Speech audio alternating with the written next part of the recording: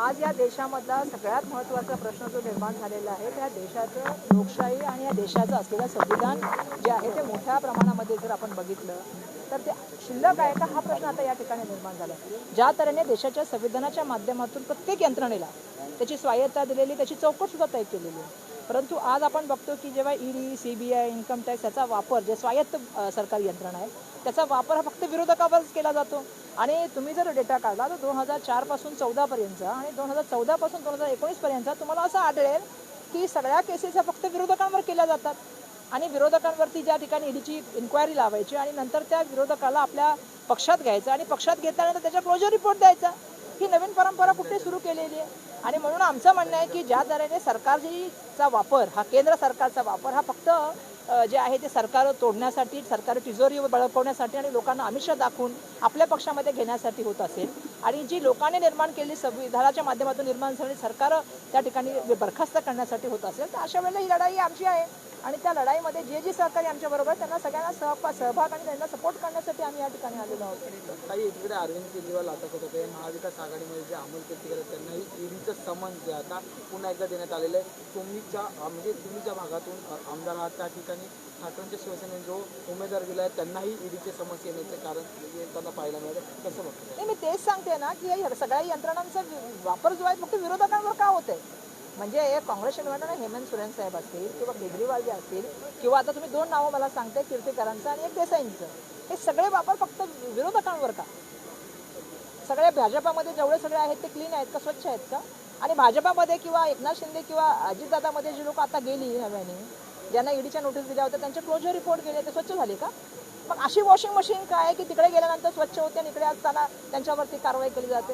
ही सगळी दबाव यंत्रणा वापर केली जाते. का केली जाते तर विरोधक असलाच नाही पाहिजे. मग या देशामध्ये लोकशाही आहे का. जर विरोधकच नसेल, जर तुम्हाला मीडिया नको आहे, तुम्हाला विरोधक नको आहे, तर तुम्हाला हवं काय. त्याचाच अर्थ तुम्हाला देशाचं संविधान नको आहे, तुम्हाला लोकशाही नको आहे, तुम्हाला हुकुमशाही पाहिजे. आणि ही जी लढाई आहे ही हुकुमशाही विरोधात आहे, त्या प्रवृत्तीच्या विरोधात आहे जी ह्या देशामध्ये असलेलं रुजलेले संविधान संपवण्याचा प्रयत्न करते. आणि त्यामुळे ही लढाई चालू राहणार. आणि जसं तुम्ही मला सांगितलं की ही विरोधकांवरती सुरू असलेली लढाई हिला जर बदलायचं असेल यावेळेचं सरकार बदलावं लागेल. काही महाविकास आघाडीमधला आहे का लोक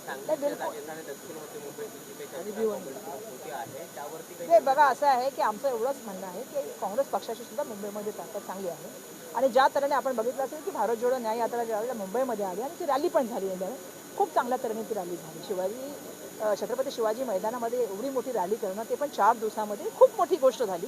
आणि ज्या तऱ्हेने उत्साहाचं वातावरण पूर्ण मुंबईमध्ये, त्यामुळे आमची पण अपेक्षा अशी आहे की आमच्या जे विनिंग सीट आहेत ते आम्हाला मिळायला पाहिजे. त्याच्यामध्ये आम्ही काय असं सांगत नाही ना की आम्हाला सगळं द्या म्हणून. आमचं म्हणणं आहे की आम्ही तुमचे सहकारी आहोत, भागीदार आहोत, तर आम्हाला पण इक्वल हिस्सा मिळाला पाहिजे. आणि प्रत्येक पक्षाच्या अध्यक्षाची ती भूमिका असते आणि ती असली पण पाहिजे. आमचं म्हणणं एकच आहे की विनेबिलिटी बघितली गेली पाहिजे, जिंकणारी सीट आपण दिली गेली पाहिजे.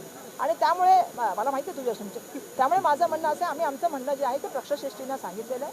आणि जसं मी माझ्या ट्विटमध्ये पण दिलं होतं की पक्षश्रेष्ठींना पक्षाची भूमिका म्हणून एक भूमिका अध्यक्ष म्हणून मी सांगितलेली आहे की पक्षामध्ये आमची इक्वल भागीदारी असली पाहिजे. आणि जे शेवटी पक्षश्रेष्ठी निर्णय घेतील, कारण आम्ही काँग्रेस पक्षाचे निष्ठावान कार्यकर्ते आहोत, जे पक्षश्रेष्ठी निर्णय घेतील ते काम आम्ही येणाऱ्या काळात करू. काही दक्षिण मध्य मुंबई उत्तर आपली भूमिका बदलेल असं वाटतं. असं आहे की आम्ही आमच्या पक्षाला विनंती करू शकतो ना, आम्ही आमच्या पक्षाशी बोलतो. आणि शेवटी पक्षीय संघटनेमध्ये राजकारण करत असताना पक्षाला ताकद देणं हे काही चुकीचं असू शकत नाही ना. त्यांची पक्षाची एक भूमिका आहे, तशी आमची सुद्धा आमच्या पक्षाच्या माध्यमातून एक भूमिका आहे. 3 जागांच्या चर्चा सुरूच आहे, पण 4थी जागा अद्यापही चर्चेत नाही, म्हणजे उत्तर मध्य मुंबईची. फिर्यादच त्या ठिकाणी जागा लढत होते. आता नेमकं उमेदवार कोण असणार, तुमचं नाव तिकडे जाणार का मग, किंवा मग नसीम खान नाव. असं आहे की या नावासंदर्भामध्ये आम्ही आमच्या पक्षश्रेष्ठींशी बोलून, आमच्याकडे एक प्रोसेस असते, आमच्याकडे एक पद्धत आहे, त्या पद्धतीनुसारच आम्ही नावं ठरली जातात आणि त्या पद्धतीनुसारच ते नाव सुद्धा ठरवलं जाईल.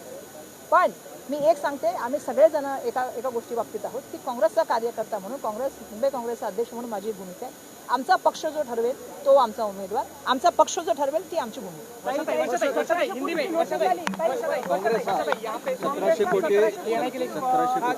काँग्रेसला नोटीस आली आहे.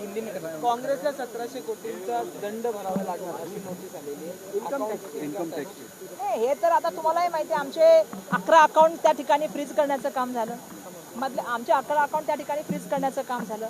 त्या व्यतिरिक्त जर तुम्ही बघितलं असेल तर सातत्याने म्हणजे काँग्रेस पक्षाला कशा तऱ्हेने वेठीस धरता येईल ती प्रत्येक भूमिका करण्याचा करता. त्याच्यामध्ये आता ही सुद्धा एक भूमिका आलेली आहे. म्हणजे विरोधकांनी पैसेच नाही द्यायचे.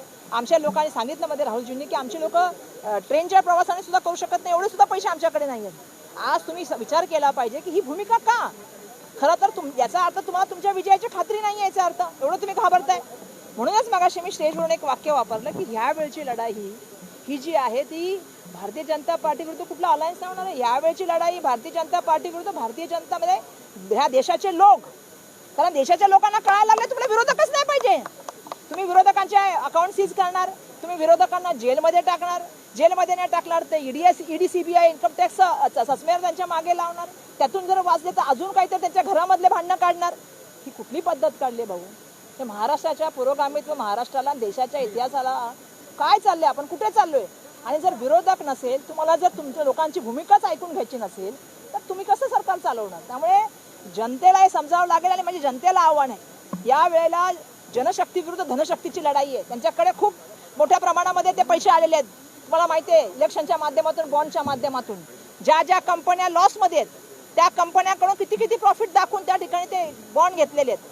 त्यामुळे जनतेला माझं आव्हान आहे, ही यावेळची लढाई जनशक्ती विरुद्ध धनशक्तीची लढाई आहे, हुकुमशाही विरुद्ध लोकशाहीची लढाई आहे. आणि त्यामध्ये भारतीय संविधान वाचावं आणि ते पुढे घेऊन जाण्यासाठी आपण सगळ्यांनी भागीदारी करावी हीच विनंती आहे. आता मगाशी मला प्रश्न याने विचारला की महाराष्ट्र मुंबईमधल्या 2 सीटाबद्दल प्रश्न विचारला की 2 उमेदवारांना त्या ठिकाणी कारवाई सुरू झालेली आहे. हीच जर भूमिका वाढत वाढत गेली तर येणाऱ्या काळामध्ये म्हणजे विरोधकांनी इलेक्शन लढायचं की नाही. मग एकदा हे तरी करून टाका की इलेक्शन कसं रद्द करून मीच होऊन जाणार, हे तरी करून टाका. म्हणजे एका तऱ्हेने दबाव यंत्र करून घ्यायचं, लोकांना बोलून बोलून बसवायचं ऑफिसमध्ये आणि दाखवायचं की अशा तऱ्हेने हे चाललेलं आहे. आणि मग का नाही बाकीच्यांची इन्क्वायरी होत, का नाही होत अजितदादांची इन्क्वायरी, का नाही होत हसन मुश्रीफ साहेब, अशा सर्वांच्या इन्क्वायरी व्हायला पाहिजे. त्यांच्या क्लोजर रिपोर्ट